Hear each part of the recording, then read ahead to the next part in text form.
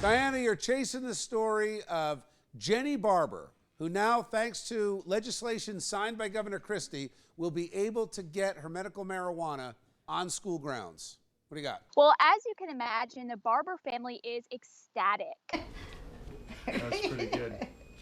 Way to go, Larc. For the first time since April, their daughter Genny will return to full days of school thanks to New Jersey Governor Christie's signing of a bill on Monday allowing medical marijuana on school grounds. My daughter is 12, right? My other daughter. And we were sitting in the computer room. I was working, and she came home from school and jumped on Mom's Facebook, and she's like, "Dad, I think the governor signed Genny's bill." And I was like, "Get out of here." And she's like, "No, Mom's Facebook's blowing up, man. People are congratulating her, congratulating us." And I was like, "Wow, really?" It's a game changer for the Barbours, who have been in the midst of a lawsuit since December 2014 against the Larc School. The Larc School citing the FDA's listing of the drug as a Scheduled I narcotic as a reasoning why the drug couldn't be on school grounds. That resulted in Genny taking half days to fulfill her medical marijuana needs. But starting next week, that will all change.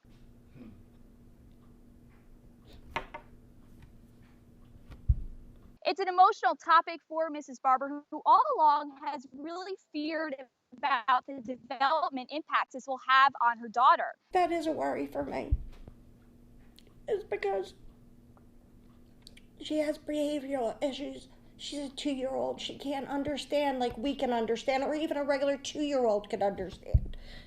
She's gonna have issues. It's like a regular child going to school during the summer, and they have to regroup and go back to school in September. They're just exhausted. The Larc School is now the first school in the nation to enact a medical marijuana policy like this. But here's the catch. Only guardians, caretakers, and parents could come administer the drug. So once again, the Barbours are upset that this is taking time out of their day. They can't have a full-time job because they have to come bring the drug to school. Genny's in custody of the school 6 hours a day, 5 days a week. Who was in charge of her? Who better to give her the medicine but the nurse, you know? Experts also say more needs to be done in terms of this medical marijuana policy. It really just points out the kind of difficulties that legitimate patients have in obtaining medicine in their when they're qualified for it. But all agree this is a huge step for those who need it most. This is the worst idea ever. Schools are not equipped to keep marijuana in the facility. They don't have the security. They don't have any.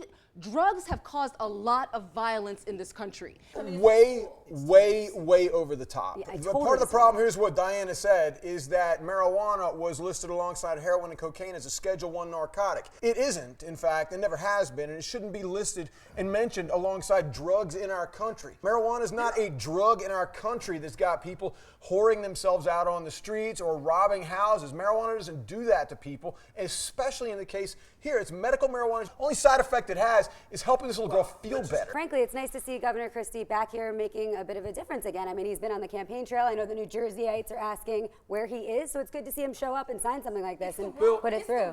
The Larc School is a special school for children with developmental needs. So they actually administer Oxycontin. They administer a whole range of very serious drugs. So medical marijuana shouldn't be too much different than the serious drugs they're already giving to these students. And who better to administer them than nurses? Thanks, Diana.